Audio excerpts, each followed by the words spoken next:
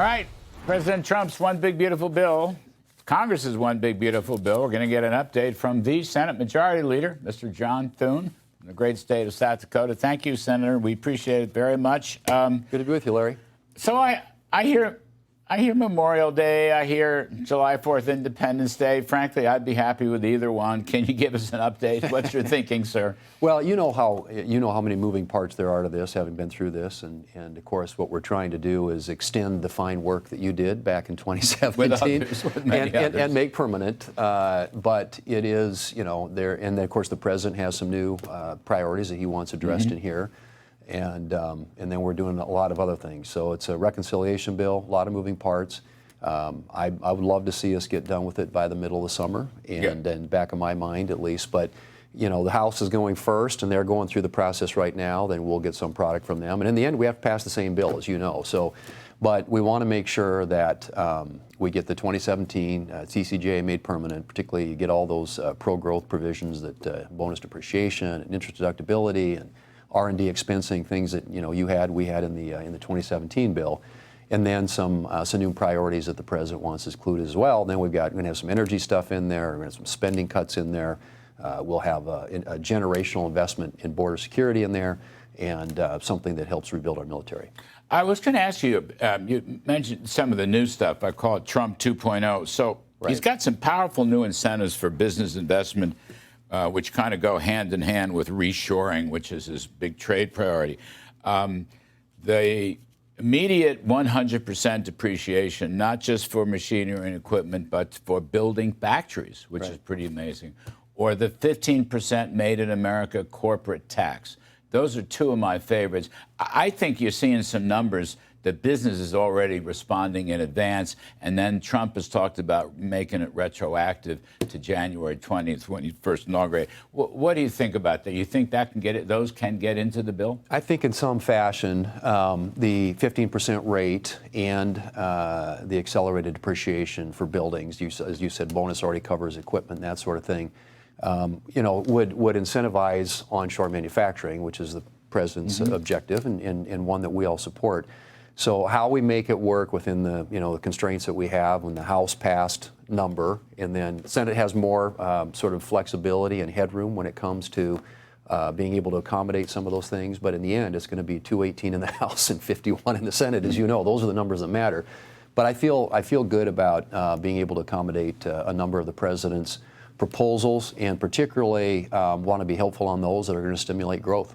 I mean, two things. One is, so back in 2017, you all didn't really start the tax bill until September. Because remember, the first part of the year was all about repealing Obamacare, which didn't come to pass, et cetera, et cetera. So I look at it now, Senator, you're ahead of the curve. In other words, if you say to me sometime in the summer, I'll say, well, hopefully it's early summer. But that would be still 5 or 6 months better than, look, the last time in 2017, it was a Doug Flutie Hail Mary pass into the end zone, which was caught on about the last legislative day in September, but wasn't soon enough to affect the economy and the middle class in 2018 midterms.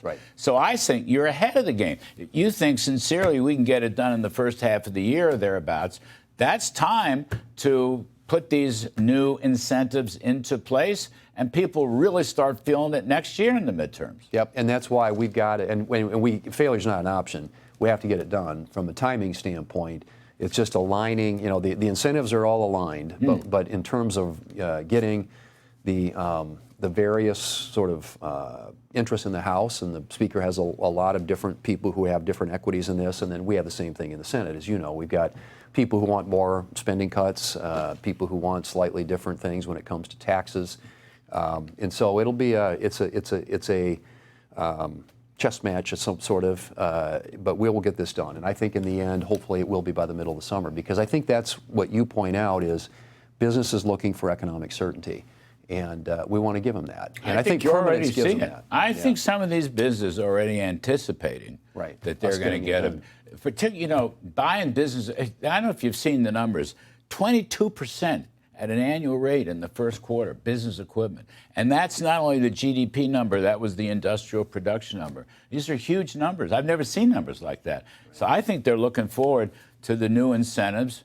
And by the way, retroactive to January 20th. You think retroactive can sneak in? Yeah, I think so. It'll be retroactive to January of this year, and then hopefully on those major provisions, permanence. Yeah, because right. I think that too is a huge priority. And but I'm like you. I think that tax policy, particularly on the business side, ought to be about growth. There ought to be pro-growth. There ought to be incentives to invest. And that's what we're trying to have added to this over and above the things that are already in there that we want to extend and make permanent. And I would also suggest, if you go back and look at the numbers, the biggest beneficiary, the biggest tax cuts, and the biggest tax cuts in terms of growth, percentage change, okay? Yep. My liability of tax was the middle class, the blue-collar workers, and the lower-income workers. I know Democrats look at every tax cut and they say it's a tax cut for the rich. It's not true. No. That 2017 bill benefited the middle and lower-income workers more than the upper end. The upper end actually had a very small gain. The middles had like a 10, 12, 13% gain. Yeah. Well, and if you look at distribution tables and Yes. who pays taxes, Yes. higher end actually paid more Yes. in 2017. It was progressive, it's a progressive tax code. And the one thing the Democrats, they are going to be opposed to, of the $4 trillion tax hike that the Americans will see at the end of this year if we don't act, $2.6 trillion of it falls on people, families making less than $400,000 a year, which they all said, we're never going to raise taxes. Biden said it. The Democrat leadership's been saying that for a long time.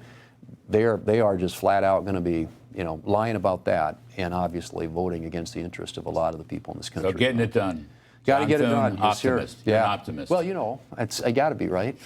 When you're Scandinavian, you normally believe life is supposed to be hard, so you got to look for the positive, You got to herd these Republican cats, Yeah. Senator. It'll be interesting, but we'll get there. All right. We appreciate your coming on set very much. Good to see you. Thanks, Larry. Good to see you.